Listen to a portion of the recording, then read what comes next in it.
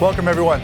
My name is Greg Alexander, and I am the CEO of SBI, a sales and marketing consulting firm committed to helping you make your number. You are watching SBI TV.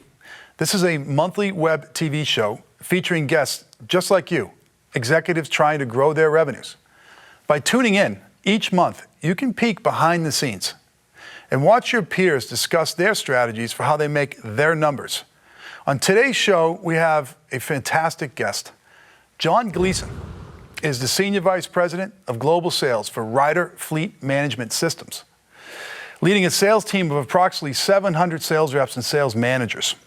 Ryder Fleet Management Systems provides leasing, rental, and maintenance of trucks and trailers to commercial customers. The company has 17,000 customers, does $6 billion in annual sales, is listed on the Fortune 500, and its stock is a member of the S&P 500 index. Ryder was founded in 1933 and is one of our country's great companies. Prior to joining Ryder in 2009, John spent 25 years at ADP, which at 600,000 customers and $9 billion in annual sales with 6,000 sales reps is arguably the world's most productive B2B sales team. At ADP, John rose to be head of sales for both the Dealer Services Group and the Employer Services Group, the company's most successful business units. The reason I asked John to be our guest today is he is the only executive in the last 15 years to lead 3 separate sales transformations inside of the Fortune 500, the only one. I feel this qualifies John as an expert on today's topic, which is creating best-in-class sales performance inside of an enterprise-scale business. So let's welcome John to the show. John, come on up. Hey, Greg, how you doing? All right, good to see you. Good to see you. Thanks so much. Appreciate it. Thanks for being here. All right, so in preparation for our time together, I have to say I am blown away by your numbers. So when you joined Ryder in 2009, the stock was about $38. Today it's 90 and change. Call it 93, 95, depending on when this airs. Yeah. That's a 2.5-fold increase. And at that time, the S&P 500, which is what you're measured against since you're a member of, did well, but only went up 1.3 times. So basically, you doubled the return of the broader market. I'm psyched that you're here, and I use the word psyched because I really am psyched, because our relationship started right when you joined Ryder. And I feel as if I've had a ringside seat to this, and I've been able to witness, what it is that you did. And I have a theory, but I want to get your reaction to this and hear your commentary. And my theory is that the reason this incredible stock run has had is you've grown new business 30% year over year. Inside of an 80-plus year company, inside in an industry that not many people would categorize as a growth industry. So the new business growth is the thing that has just really impressed me the most. It's hard to get new business in your space. So how did you get this type of growth? Well, first of all, I appreciate the kind words. It's, we started with having to define success at Ryder. So in order to create change in sales transformation, the first thing is making sure that the team understands perhaps where a previous lack of success occurred. There has to be a realization that in order to move forward, we weren't as successful as perhaps we would have liked. So the first thing is kind of setting the ground rules of things haven't gone as well. What do we need to do differently? And can we embrace the change that we're about to embark on? So the first thing is defining success. Just at Ryder or at Employer Services and Dealer Services? It's really in all 3 examples. Okay. to your question, and interestingly enough, the good or the bad fortune was while they are great companies, they had not enjoyed a period of success within the sales organization. When I started with dealer services, basically we're given a time frame of 18 months to turn around the organization, or we were going to spin off the division. That gives you a lot of reason. That's a burning platform. That is a burning platform, which candidly helps, because one of the impediments to progress in change is status quo. So when you have the burning platform, that creates an environment where change is not only welcome, but a necessity. As far as how we went about it, and you had a great ringside seat and part of the process, it clearly started with people, process, and tools. So assessment of the team, assessment of the processes, the market, the customers, and then putting action plans in place to go about and make the changes where it was increasingly obvious that we need to do so. Right. So during that time period, so let's talk about people, process, and tools, okay? Another dimension of the story, which is remarkable, is just think about the time period, 2009, okay? Let's think about the industry you're in, right? Fleet management, right? To use your term, it's not like you're selling iPads, right? And the economy was terrible. The market segments that you guys serve was not doing well. And you got this growth in that environment. So I would call that there was kind of wind in your face instead of wind at your back. So did that change things? Or did you do what you did at ADP at Ryder, or did that change anything? I think it one of the biggest obstacles to making forward progress is getting people to the burning platform to understand why you need to change. 82-year-old company has a lot of organizational inertia, tremendous tenure, lots of very talented people, but fairly comfortable in doing things in a certain fashion. So in order to get the expedited inertia having to change, and I think that was similar in both the previous sales transformation, both dealer services, which I mentioned, they were looking to change, and employer services, which had no sales growth for 4 consecutive years prior to the sales transformation that began in 2005. So that was a key ingredient, is the necessity for change. So let's talk about culture. All right, so Ryder, 82-year-old company, one of America's great success stories, founded in, I think it was 1933. Exactly. Right, I mean, it's just, it's the vision of American business, right? ADP, I mean, unbelievable success story, dominant in the markets that it competes in. So the cultures of those two companies are very, very thick. And my experience has been, but you're an exception here, my experience has been when cultures are that thick, promoting from within is usually the right move. Hiring an executive like yourself from outside and bringing them in sometimes doesn't work. The reason why it doesn't work is because these long tenured employees, which is both a positive and a negative, they tend to reject, quote, a foreigner. So this makes your internal sale sometimes harder than your external sale. So how did you not just break a bunch of glass and get rejected by everybody? That is a great question, and oftentimes I see the obvious too many moving pieces and changing out people too quickly. And the one constant that I always talk about with our team is evolution versus revolution. Both companies, long tenured, really would not accept a revolutionary approach, meaning massive change, massive disruption in the organizations are large. So making sure that the team understands first the need to change, and then we did a lot of team building to make sure that we had the support of the entire team as we went through the process.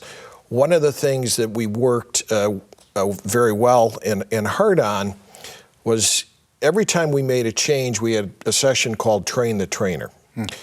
So first we would go to the team and say, whether we were approaching sales process, sales compensation, or structure, getting input from the field.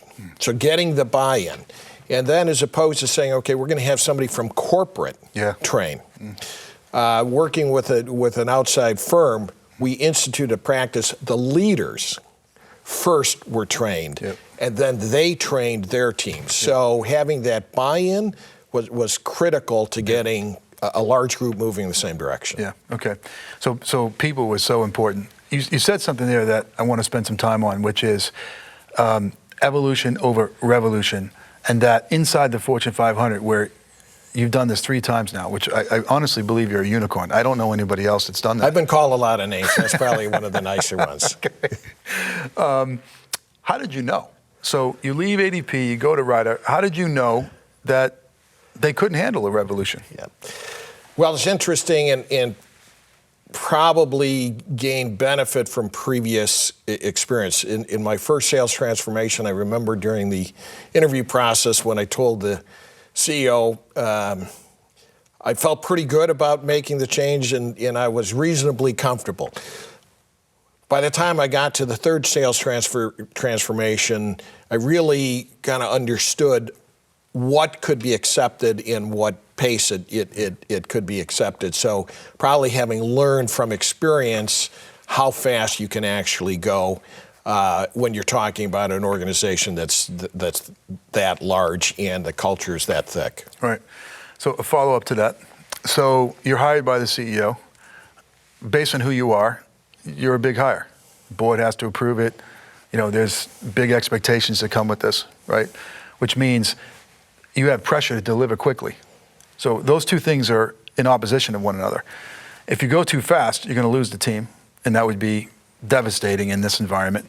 If you go too slow, you're going to lose executive support. And there you are, the poor guy in the middle of those two things, right?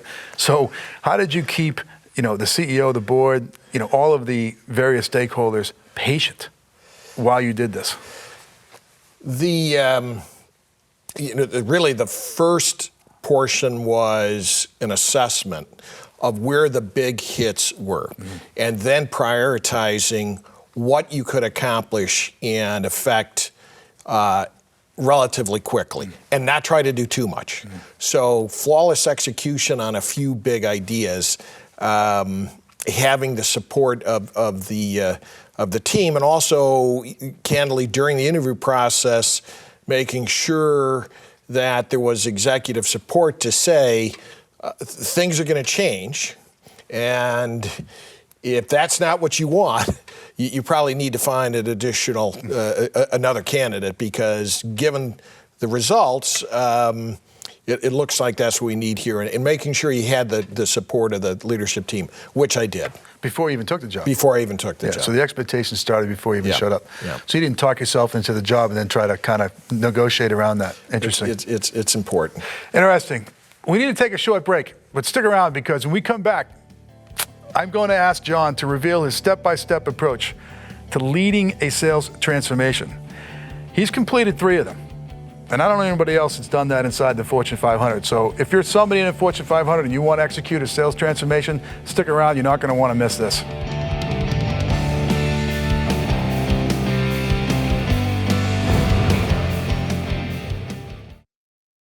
This is not a table. It is a stage where your performance is measured in numbers.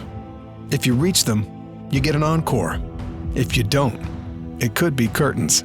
That's why you need the well-rehearsed, proven sales and marketing strategies of SBI.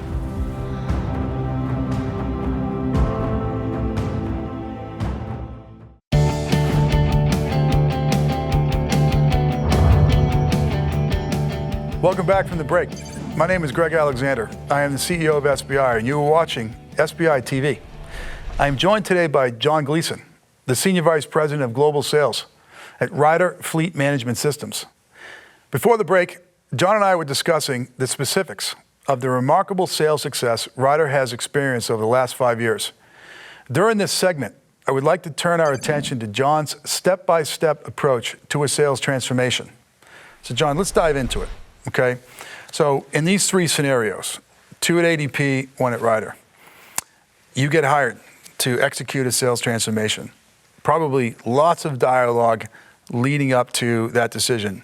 You deciding whether or not you wanted to do it and was it doable, and whoever hired you, typically the CEO, was deciding if you were the guy for the job. You join, everybody's in love with everybody, right? So there's the honeymoon period. In your experience, how long is the honeymoon period? The longest, I would say, is a year, and I think in large organizations, you have the executive support of some, but probably not all.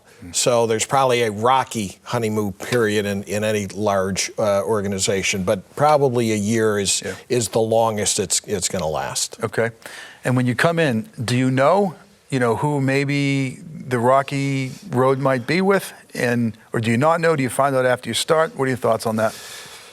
In my particular case, I was aware as they made the decision to have a chief sales officer at ADP Employer Services for the very first time. Oh. The division presidents were not enamored with that particular organizational decision. And in the case of Ryder, I had the leadership support of some of the key members, but not the entire team coming in. So that was fairly obvious in terms of coming into the organization. Which is probably fairly typical, because inside of these big companies, you're always going to have people who are supportive and those that may not be fully supportive. Yeah. Right. Okay. So if I'm somebody watching this show, and I'm fortunate enough to get a job like the ones that you've gotten, and I'm coming in, and I know that I got about a year-long honeymoon period. Some people in my camp, some people not in my camp. And my very presence, because I'm from outside the organization, might be controversial. So what can I do not to blow the honeymoon period? It's a great question. The thing that I found is potentially the most critical step is the assessment period, which needs to start almost immediately. As a matter of fact, at Ryder, I was there for a week and traveled for the next 7. Some people thought I had already left their employ. But at any rate, it's assessing what the opportunities are, what you'd like to change. And I'd say secondarily, get support, get help. So if you can enlist others who provide expertise during that process, that can go a long way to give you more arms and legs with talented people to help you with that critical process. So assessment is first, and then I like to bucket things into people, process, and tools, figuring out which are the biggest hits to drive the sales productivity. Yep. Okay. So this people, process, tools concept. So let's talk about that. What I'm trying to get a feel for is the weighting of these things. And I'm going to bucket these into 2 buckets. Okay. One bucket is the people bucket. The other bucket is what I call performance conditions, which is processes and tools. So you can take Michael Jordan and ask him to play right guard for the New England Patriots, and he's probably not going to be successful, right? And just the opposite of that. If you tried to take a 350-pound NFL lineman and ask him to play, the shooting guard in the Chicago Bulls, it's not going to work, right? So in your view, especially during this transformational period, this 1 year where the assessment is everything, what's the split there between people and performance conditions? I think it's about 50-50. And you need both to be successful.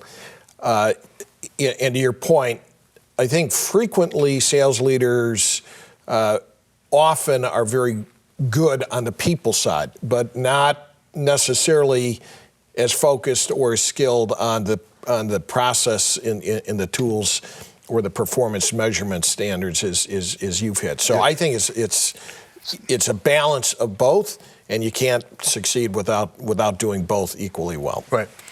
So I would agree with your answer there. And I know when I was a sales leader, I gravitated towards the people side of it because it's within my control. Yeah. I don't have to ask anybody for funding. It's do I think this person can do the job based on some criteria that's important to me? And it's within my control completely. Now, the performance conditions, which is processes and tools, these are infrastructure investments, right? And you got to make a business case. You have to convince the leadership team to get behind this. Sometimes, for example, if it's CRM, you need the help of IT. It's much harder. Now, because we were involved with you at that time period, I watched you make several infrastructure investments. two in particular. One was the rollout of a sales methodology, and the other was the implementation of a CRM tool. Why did you decide to do those two, and how did you sell that internally? Well, it's interesting, and as part of my assessment, I asked the sales leaders that reported directly to me a question, and I said, do we have a sales process? And everybody raised their hand and said we did. I then asked to go around the room and asked them to define that. And I had 9 different answers. So you had 9 different sales processes. So by definition, we don't have a sales process. But certainly at that point, if you're not on the common language, if you don't have a focus on the buyer, yep. which we did not, and understand how the buyer wants to buy, thereby creating a process that puts you in a position to consistently and methodically go after their needs in a way that you can talk about within the entire organization. That became critically important, and we did not have a sales process, as you know, and we really didn't have a tool. So we fortunately spent a lot of time implementing both simultaneously, and that took quite a bit of time and has stayed a focus for the team subsequent to that. And I think a lot of people would attribute a good bit of the initial success to the implementation of that. What I found interesting about it is you did it almost immediately. You didn't spend a lot of time pontificating about this. Your assessment was surgical, and you said, okay, so these are fundamental building blocks that don't exist here. It doesn't take a rocket scientist to figure out that we have to have this. Yeah. And you went ahead and did them, and you did them correctly. When you rolled them out to the team, so they're seeing this for the first time. So you had 9 people saying we have a sales process, and you're saying, no, you don't. This is what a real one looks like. It's driven by the buyer. Everyone's probably back on their heels, back to this 82-year-old culture saying, oh my gosh, what is this? Then you ask them to use modern technology, cloud applications, CRM, and they're probably also saying, uh-oh. How did you get everybody on board? You know, fortunately, we did have good buy-in, and it started with, in both cases, going to the field for input. So it's interesting, and candidly, there was not a lot of knowledge gained in terms of what would you like out of a sales automation tool. There was knowledge gained in terms of how buyers buy, but having that input got people engaged in the process. It filtered up from the bottom, so it was delivered back. Everyone could say, oh, my hand is part of this ingredient. And finally, with some terrific outside help, when we delivered the training was first delivered to the leaders, not trainers, leaders. Yeah. So the directors of sales, the vice presidents of sales, then provided the training to their team. So it wasn't, I'm going to sit back and see what somebody else. No, I'm now standing in front of the class talking about the new tool, the new selling process, and most salespeople and leaders are prideful, so they want to do a good job. So that transformed the action from listening and watching to leading, and that helped quite a bit. Yeah. So, I mean, your uniqueness is you know what to do, but the secret sauce is change management. I mean, what you just described right there, right? So if I'm a line sales manager, and it's my job to train my sales team on the new sales process as an example, I'm going to learn it. Because if I'm going to stand up there and I have to teach it, I'm going to learn it, which means I'm going to internalize it, and then I'm going to have expectations as to how my team's using it. So you said something interesting there, is that you asked for everybody's input. Maybe the input wasn't super insightful, but that wasn't the point. Right. The point was to give everybody a chance to offer their input. Yeah. And you took it into council, right? Change management was so important. It's critical in large organizations. Yeah, it really is, yeah. Okay, we're going to take a short break, but you're going to want to come back for the last segment with John. I'm going to ask him to turn this advice into an action plan just for you.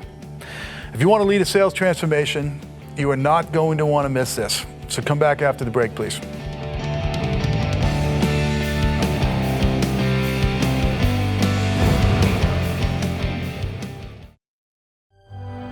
Your finish line is your number, and the only way to reach it is to make certain everyone is pulling their weight and headed in the same direction. That's why SBI uses proven techniques to bring everyone on your team on board with successful, standardized sales programs, enabling victory at the turn of every quarter.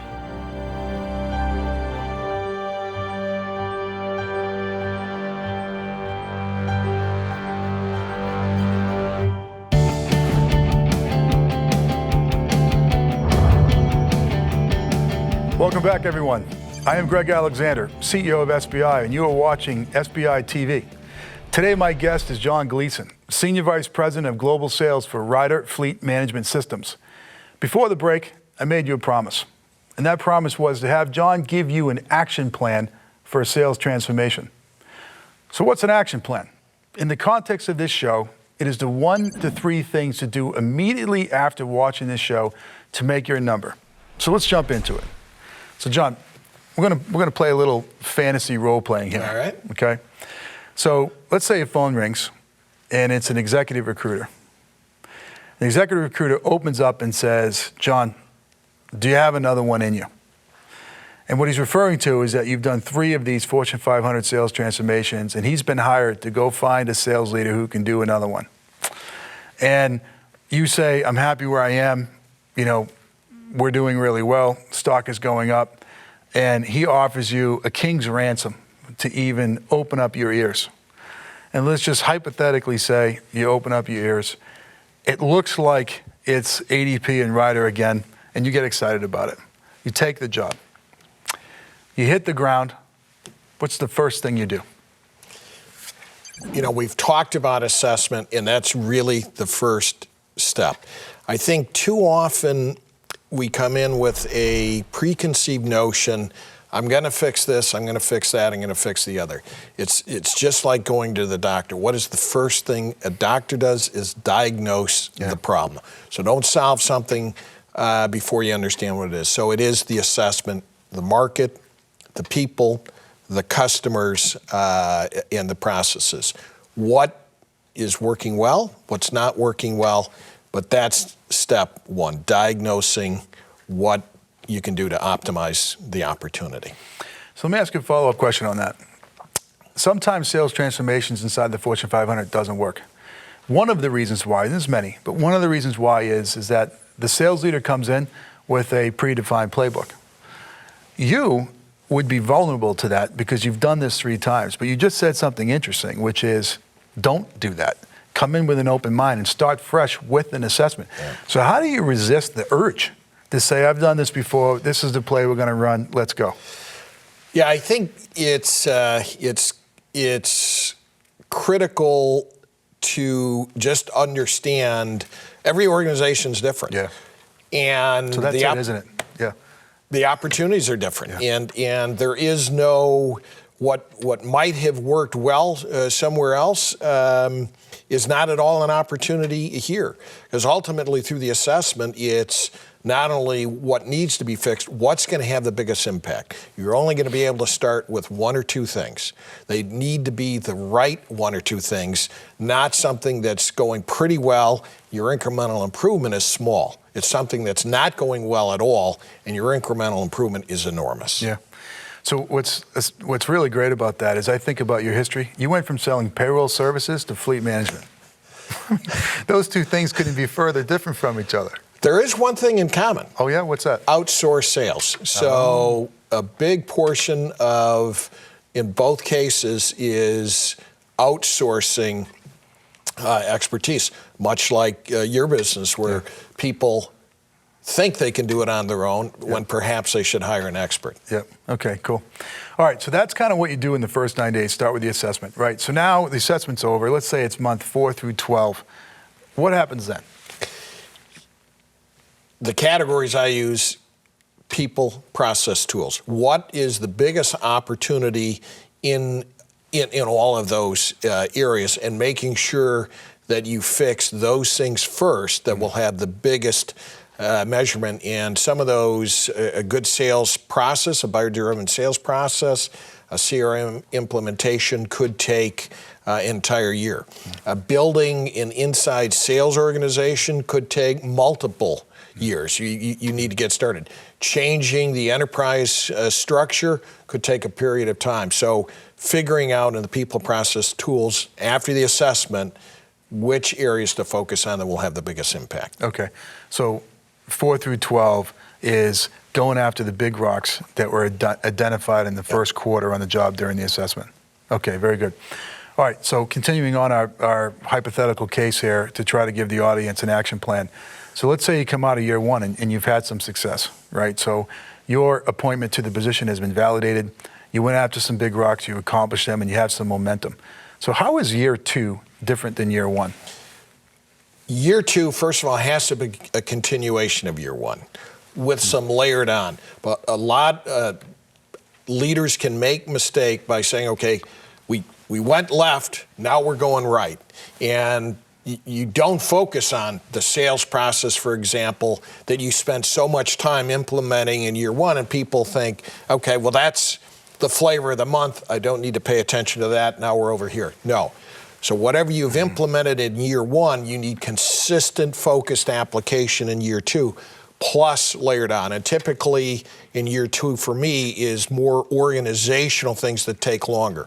You know, I mentioned inside sales. That could take a couple of years to really build out. An enterprise sales team, a solutions team, that's not likely to happen overnight. So the bigger organizational things on top of and consistent with what you built in year one, but not neglecting the focus that you achieved in year one. Right. Okay, so year two is doubling down on what happened in year one and not falling victim to, the next shiny object, right? Having discipline to stick with your plan. And then it morphs into some of these longer term horizons, things that might take longer than what you could have gotten done in the first year. Inside sales, key accounts, et cetera, organizational stuff. Okay, so that's helpful. All right, so the action plan right now, the outline of it is this. Start with an assessment, okay? Once the assessment is done, go after the big rocks that came out of the assessment. When you transition from year one to year two, double down on those big rocks and prove to the organization that these things are here to stay, and then move into the more longer term initiatives. What do you avoid at all costs when trying to transform Fortune 500 sales force? I'd say the biggest thing you need to avoid is leading without support. When I say leading without support is if you haven't taken the time to get organizational buy-in. You don't want to be marching up the hill and look behind and no one is following. You have to make sure that while it takes longer to get the organizational buy-in, it's an absolute must because that makes it sustainable. When everybody is moving in the same direction, and one of the critical things we've achieved here is we have a common scorecard. So that goes across all functions, focused first at the customer experience. So when you get the entire organization, not just the sales organization, but operations, finance, support teams, all moving in a common direction, focused on the common goals, you have a powerful, sustainable transformation. Yeah, okay. So the thing to avoid at all costs is don't charge up the hill with no one behind you. That can be pretty lonely. Yeah, been there, done that before. That's great. All right, well listen, to have you on the show is a real privilege. You've done this 3 times, and like I said, I don't know anybody else who has. The Fortune 500, sometimes it's harder to grow because the company's big and it's mature. Everybody wants to talk about the hot new tech startup. Well, sometimes that's easy because there's real innovation there. And the wisdom you share with the audience here around change management was fantastic. So on behalf of all the viewers and everyone at SBI, thanks a bunch for being on the show. I really appreciate it. I appreciate all of your help. Great, thank you. All right, I'd also like to thank you, our viewers, for tuning in. If you enjoyed this show, which I don't know how you couldn't, I suggest you subscribe to SBI TV at salesbenchmarkindex.com/TV, or if it's easier for you, go to YouTube and search for the SBI channel. We have some outstanding guests like John already confirmed for future episodes that you will not want to miss. But until then, I wish you the best of luck as you try and make your number.